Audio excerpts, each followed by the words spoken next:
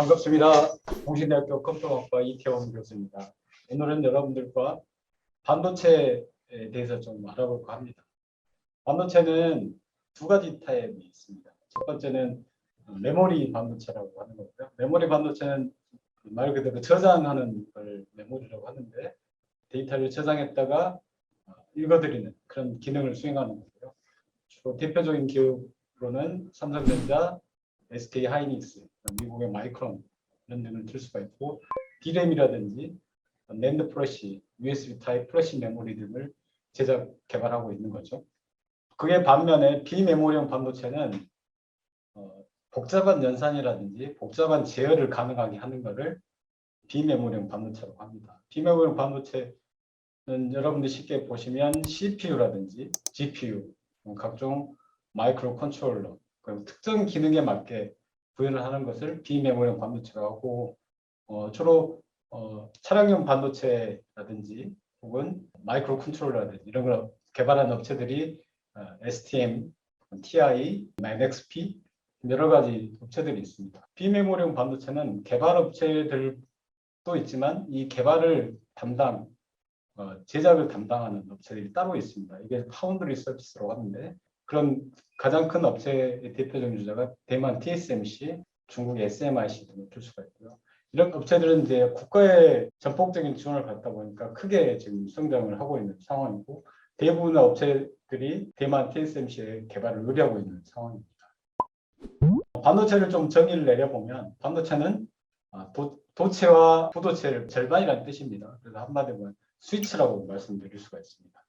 어떤 조그마한 전류라든지 전압이 가해졌을 때 이 통로가 열려서 그쪽으로 전류가 흐르면 도체가 되는 거고, 그만큼 전류가 인가되지 않으면 닫혀있는 상태가 돼서 전류가 흐르지 못하면 부도체가 되는 거죠. 그래서 한마디로 스위치라고 말씀드릴 수가 있습니다. 그렇지만 스위치는 저희가 이렇게 손으로 뚝딱뚝딱 하는 것처럼 어느 정도의 전압이 인가가 돼야 되는데, 이 전압을 인가하는 선이 있습니다. 선의 폭을 선폭이라고 하는데, 이 선폭이 반도체 업체의 기술력이 되어 있습니다. 반도체를 제작하는 공정을 보면 물론 8인치, 12인치, 200mm, 300mm에 대한 실리콘 웨이퍼, 동그란 웨이퍼 상에 반도체 결정체를 만들고 잘라내고 해서 50층 빌딩을 세운다는 그런 과정입니다. 굉장히 50층 빌딩 세워야 되기 때문에 굉장한 시간이 많이 소요가 되겠죠. 그 다음에 이제 이 빌딩들을 그냥 하는 게 아니라 결정체가 만드는 시간도 걸리고, 그 다음에 식가가는 시간,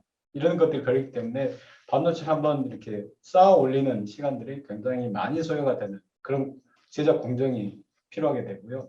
반도체 업체들이 기술력을 확보하게 된 이유는 반도체 200mm, 300mm 웨이퍼의 기능을 수행하는 그런 칩 다이라고 하는데, 하나의 칩 다이라고 하는데, 1000개를 할 거냐 혹은 그 칩 다이에 10,000개를 할 거냐 하면 10,000개를 생산하는 게 더 많은 이득을 얻을 수 있다는 거죠. 그래서 그 선폭을 줄임으로 인해서 반도체 결정체, 반도체에 기능하는 단위를 줄이는 겁니다. 그래서 그걸 로직이라고 하는데, 로직 사이즈를 줄이다 보니까 하나의 웨이퍼상에 10,000개 했던 거가 10만 개를 늘어날 수가 있는 겁니다. 그래서 10만 개가 늘어나면 10만 배 효과가 일어나는 거잖아요.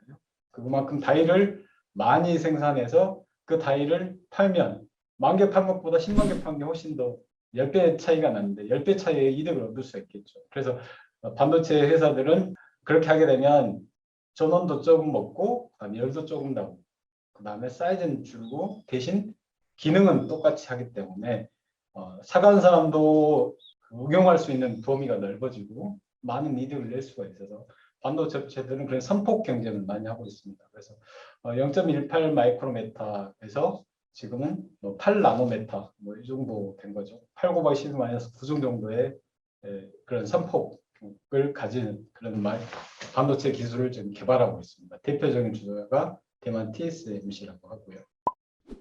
반도체를 이제 수요와 공급적인 측면에서 왜 이렇게 대란이라는 말까지 나오게 됐느냐를 한번 살펴볼 건데요. 반도체를 일단 수요적인 측면에서 보면 비트코인의 열풍을 등에 업고 GPU가 많이 이제 팔리게 됐습니다. GPU가 최고기로 많이 팔리게 됐는데, 어차피 GPU에도 GPU라는 비밀 반도체가 들어가 있기 때문에 굉장히 수요가 많이 필요하게 됐고요. 또 한 가지는 환경적인 이유와 좀 겹치는데 2차 전지라는 걸 사용해서 배터리 효율이 굉장히 많이 좋아졌습니다. 그래서 이런 배터리 효율이 좋아지고 자동차 업체들이 환경적인 이유를 많이 고려를 하다 보니까 배터리 기술이 발전하고 그다음 환경적인 요인이 겹치다 보니까 엔진 자동차를 하지 않고 이제 전기 자동차를 생산하는 그런 업체들이 유럽에서는 거의 대부분 이제 전기 자동차를 갈아탔으니까요. 그렇게 되다 보니까 전기 자동차에 들어가는 센서라든지 센서를 처리하는 부분, 그다음에 자동 환법 시스템 이런 것들은 다 모두 비메모리형 반도체거든요. 이런 것들의 수요가 급격히 늘어난 겁니다. 그러다 보니까 반도체는 생산하는데 굉장히 많은 시간이 걸린다고 말씀드렸는데 보통 주문이 들어와서 한 3개월 정도를 생산 이제 하게 되는 거거든요. 3개월 정도가 걸려야 양산품이 나오는데 현재까지 이제 주문 제작을 받은 것만 처리하는 그런 시설들을 가지고 있었는데 주문량이 늘어나다 보니까 그 시설 확충하는데 지금 어려움을 겪고 있는 겁니다. 또 그래서 이제 공급적인 측면으로 넘어간 건데요. 일단 그렇게 수요가 갑자기 늘어나다 보니까 수요를 다 받아들일 그런 용량, 캐파가 좀 부족한 상태가 있고요. 또 한 가지는 미국이 트럼프 정부 시절에 이제 제재를 했거든요. 반도체 제재. 중국 SMIC 반도체 제재를 했는데 이 중국 반도체 업체의 주력 상품이 ADAS라고 해서 자동화법 시스템입니다. 그러니까 자동화법 시스템이다 보니까 주로 사용되는 게 자동차, 전기 자동차든지 자동차든지 어쨌든 지금 자동화법 시스템이 들어가니까 이런 자동차들에 대해 타격이 많이 발생한 겁니다. 또 한 가지는 자연재해가 있습니다. 미국에서 그 큰 추위가 와서 전력이 차단됐었잖아요. 전력 차단됐다고 하면은 뭐 괜찮겠지라고 하는데 반도체는 꾸준히 결정체를 만들어야 되기 때문에 하나라도 결정체의 두께라든지 높이라든지 이게 틀려버리면 거기서 다시 시작해야 돼요.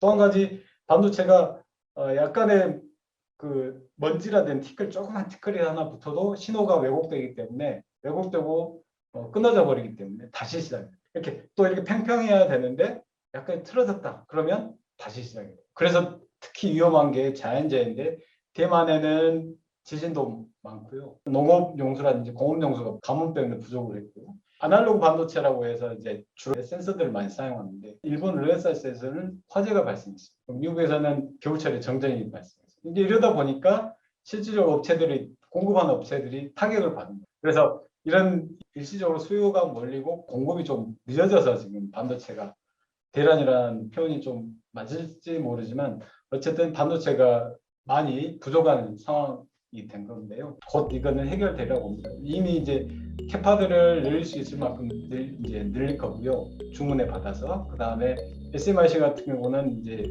외교적으로 이제 좀 해결이 될 거고요. 이런 상황이 있었기 때문에 내년 하반기 정도면 반도체 대란이란 말은 없어지지 않을까 생각이 됩니다. 물론 이제 수요가 많아지고 공급에 일시적인 장애가 있었지만 크게 대란이라고까지 표현하기는 좀 어색하지 않나라고 생각이 듭니다.